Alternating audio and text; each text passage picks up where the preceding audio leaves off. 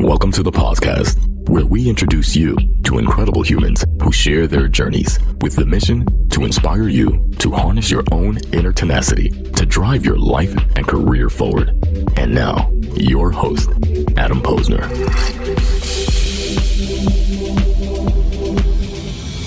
We are back here, and I'm with the CEO of HireRoad, John Federman. John, welcome to the show. Thanks for having me. And thanks for having us so much. We're going to get into it in a little bit, but before we do anything, tell us who you are, what you do best, and what HireRoad does best. Wow. That's all a right. six-parter to get us going.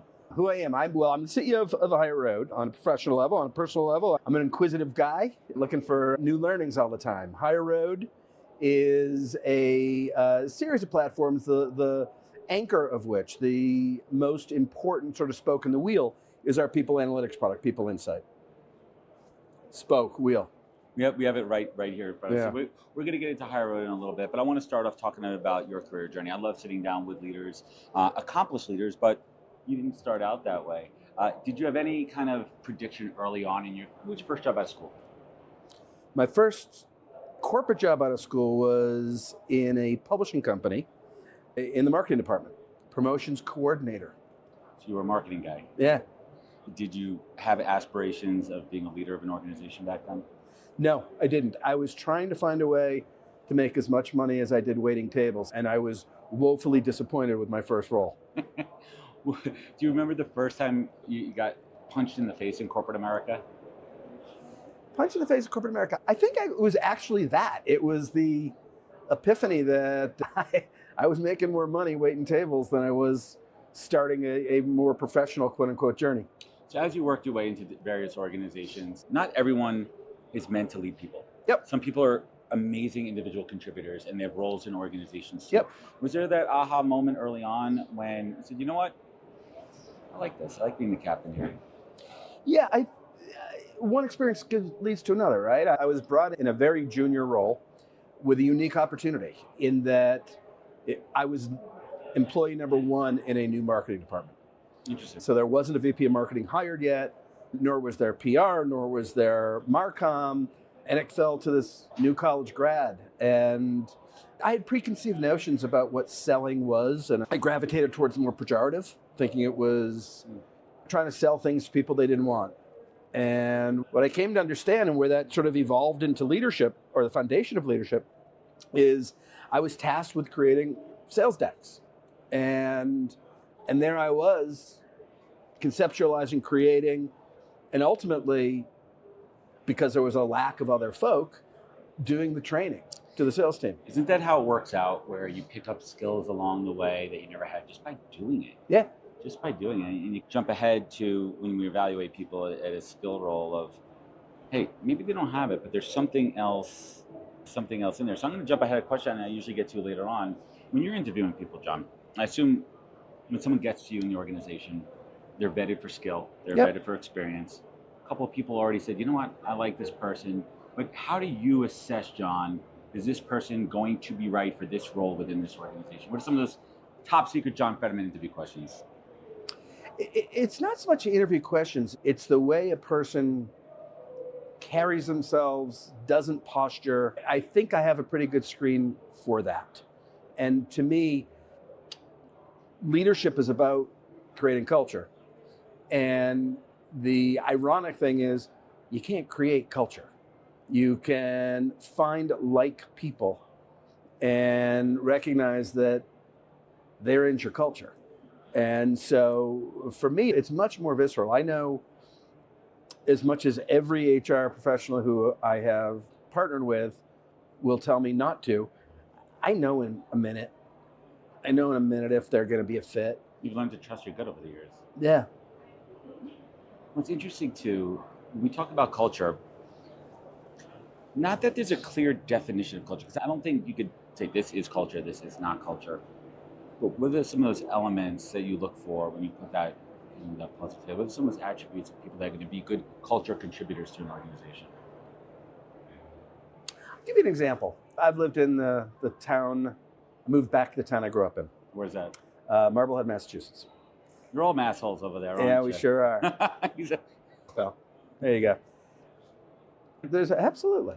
So there's people I've grown up with. Mm-hmm. There's people that I've met through my kids and so on. I was at a cocktail party and people are talking about what they do. And what was interesting to me is no one knew I'd ever been a CEO.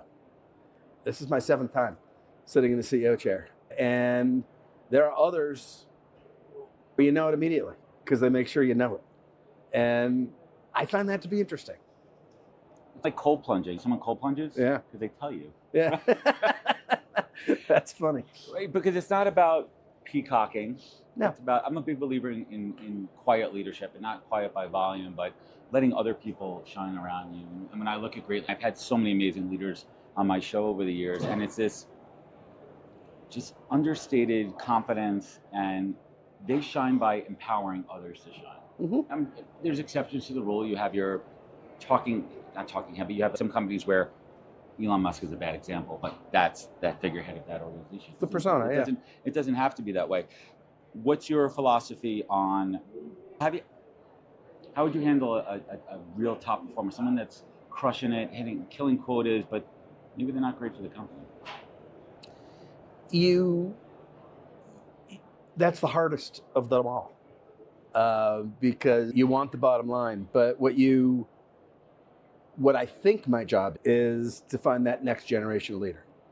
And that next generation of leader isn't going to want to be in that environment. And my job is to make sure it's a place that creates shareholder value. But intrinsic to that is being a place where you got normal people that you can have a laugh with. And you've got people that respect each other. You've got people that, it's back to that thematic point I was making earlier. If I'm filling out a credit application or whatever, and they say occupation, I'll write sales every time, because CEO is the sales role. It is the foundation of who I am. It's what I believe every CEO's ultimate job is, to be the best sales guy in the room. And I take that seriously. It's a craft. I love that answer. As a HR tech platform, how do you practice what you preach within your own organization as far as prioritizing hiring and reducing turnover and attrition? I think that it was interesting because I assembled effectively a new leadership team.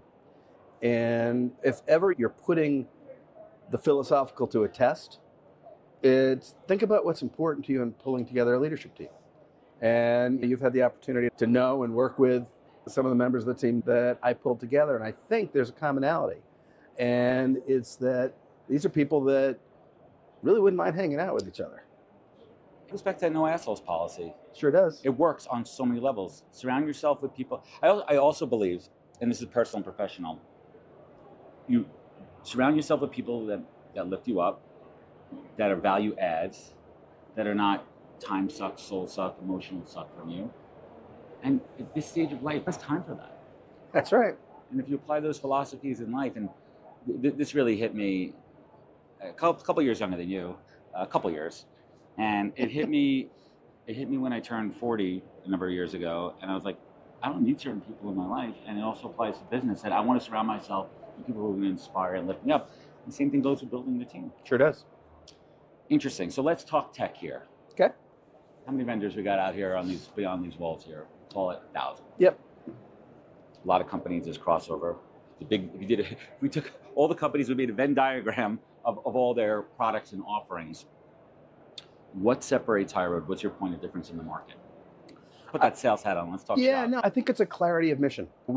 There are folks that have paved the way, have evangelized people analytics, and we have incredible respect for the work they've done. We have incredible respect, frankly, for their investors, for recognizing that maybe they were early and sticking with it. We have incredible respect for the customers that embraced people analytics. I think that where we differentiate isn't so much differentiate the value of people analytics. Instead, it's to understand that because of those that came before us, because of that evangelizing, there's a whole market segment that can take advantage of the power of people analytics where it was out of reach. So how do we do that? We price the product in a way that is approachable. We staff our team to reduce the total cost of ownership, meaning perhaps they don't need full-time employees. Perhaps our team can play that role. Fractional. Not so much fractional, but the expertise that they don't have to hire for, and that we can fill in the holes. It's more of a value add play. Yeah, I think it's a recognition that the top 1% and 2% of companies have vetted the efficacy. And now we take our opportunity to bring that to more kinds of companies. We take it really seriously. And it's interesting in that none of our team will denigrate any of the competitors or anybody who has come before us. None of our team will have anything but the utmost respect for those that put the heavy lifting in to educate. But at the same time, we're able to, while we give them a nod, express that there's a whole market that can take advantage of it now. And so when we differentiate, we don't differentiate on the power of people analytics. We don't differentiate on what it can do for an organization. We instead differentiate on this can now be approachable. This can now be something that a mid-sized enterprise, not a company with 20,000 employees, but a smaller company can get real benefit from. The podcast would like to thank HireRoad for supporting this series of episodes recorded live at HR Tech in Las Vegas this September. HireRoad is a leading global provider of HR software driven by People Insight, our best-in-class people analytics solution. People Insight by HireRoad delivers implementation in under 1 week. It's a suite of intuitive dashboard visualizations to make sense of your disparate HR data and a team of analysts to support you every step of the way. They provide a transparent, cost-effective approach to meet companies where they are at in their people and data journey. And for more info, please visit hireroad.com/pause, P-O-Z. Thanks. I love that approach. I love that taking that speaks going back to culture. And those are the type of people you want on the team. I want to talk about people analytics for a little bit and lift up the hood. I had Shane Noe on before, and we talked about approachable analytics. And it's if you're not a numbers person, it's deer in the headlights, blinded by all these numbers in front of you. He used the analogy of a car. Like there's really 3 metrics in the car that you need to be aware of at all times, and simplifying it because not every people person is a data person. In fact, most started because they're people. Right. They're like, I want to move. I don't want to be the math spreadsheet person. That's right. But in this day and age, to be effective, it comes down to numbers, and it comes down to, I hate saying put an ROI on people because that's not the way we want to think, but analytics to inform, analytics to advise, analytics to guide. How has your team and product really taken that people approach and combining it with the data and the tech to make it human-centric? Again, I think it comes down to the fact that we got into this marketplace by acquiring a company called People Insight that was a consultancy. It didn't start as a software as a service. It started as a consultancy, and it's got 20 plus years under its belt. So what does a consultancy do? A consultancy finds a way to empathize. A consultancy finds a way to humanize. And what a SaaS business in the most traditional sense does is it throws the technology over the wall and says, figure it out, do with it. Do with it what you will. What we do instead is a little bit of the walk, jog, run. We're going to make you comfortable with the data. We're going to make it approachable. We're going to increase the complexity as you're ready for it, as your organization. It's not like here's everything, go for it. It's let's onboard you and warm you up into it. It's daunting. It's blinding. If also see what you need and what you don't need. That's right. And that comes with baby steps. Yep. Along the way there. Yep. So we talk about innovation, and the buzzword for the last couple of years is AI. From a internal perspective, how is HireRoad? How are you guys utilizing AI internally? And let's go a little bit deeper and specifically, what are you guys using it for? We eat our own dog food. We try to understand, and we're an organization of a smaller scale than most of our customers, frankly. But what AI can allow us to do is to see what we can't see ourselves. What AI can do is allow us to understand, why is one group attriting employees faster? Where are we finding the best bang for our buck in terms of our recruiting sources? When we look at the combination of employee reviews, employee surveys, we start to look at hard metrics, productivity, in billable hours. We start to look at all these things. The patterns emerge and AI points them out. And so could we get there on our own? We sure could. We don't have a team in our own HR department of dozens.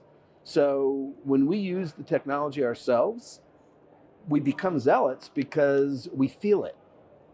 Points that, when used right, and people also have to be very careful. It's garbage in, garbage out, and you're only as good as the data and the inputs you're putting into any type That's of right. AI platform. Where it's coming from is not taking it as gospel, but using it as directional. Mm-hmm. Using it to get you, for example, 70% of the way there, or getting in there as a thought starter, or bringing other elements to it. So now we switch to the product side of it, externally to your customers. Let me reframe this one. What was one of those early lessons learned with AI where you course corrected, or maybe it was more of a, wait a minute, we had a hypothesis and the AI actually showed, hey, maybe we should go in this direction with the tools? Yeah, I think the biggest cliche is that AI will replace people. Let's get into this one. And it's anything but. It makes our people more powerful. It makes them have a front of the curve relationship with dynamics, not just reactive. I was talking to somebody yesterday and described it as the opportunity to stop being a fireman and putting out fires, but instead really talk about, these are the things we've learned. This is what the data is telling us. From external, one of the things that has been, I think, most gratifying is that we work with the reality of data, meaning there is no perfect data set. There is no homogeneous stack. That is dirty. And data's dirty, and it's dirty for a whole bunch of reasons. Some of them are methodology and mapping. Right. Simple as that. Dirty is not necessarily a bad word. It's just Convoluted sometimes. Where it's coming from. Yeah. Sources. Yeah, so it allows, externally, it allows us to go in with a position of, in some ways, validating everything that they spent their money on already. What we don't do is say, throw everything out, start over. What we do is say, look, your world's imperfect.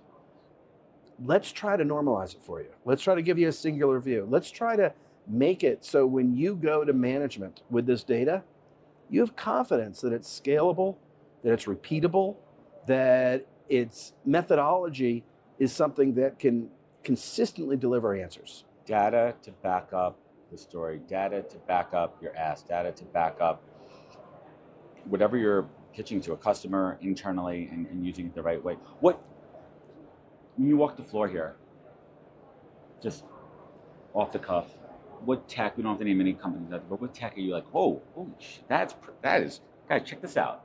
What have you seen out here in the last day or so? What's been most interesting to me is thematically that the community is finding themselves with a little bit more swagger, a little bit more confidence of their role in the organization, and some of the technologies that you're seeing empower that in a way that isn't as tactical. So what I'm seeing are the strategic elements of people who have a career path within an organization, not a point solution within an organization. And so they kind of bridge.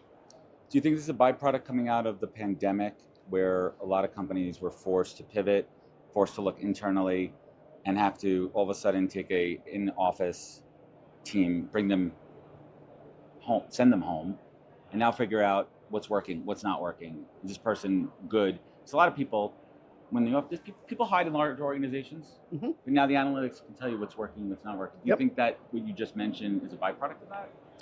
I think a lot is a byproduct of that. One of the things that is a byproduct of that is the incredible purchase cycle that COVID created. How so? So you had different requirements. You had more remote employees. You had more disparate work groups. You had, in the most simplistic, you had how do you work together. In the much more complex, how do you create a community together? How do you culture together? Yeah. And so the byproduct of it was that there were a million offerings out there. Hey, buy this now. And everyone did.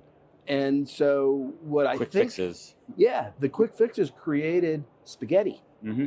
And big pile of spaghetti is complex stuff to eat. You got to roll it up there. Let's bring it home here. What's the hardest job?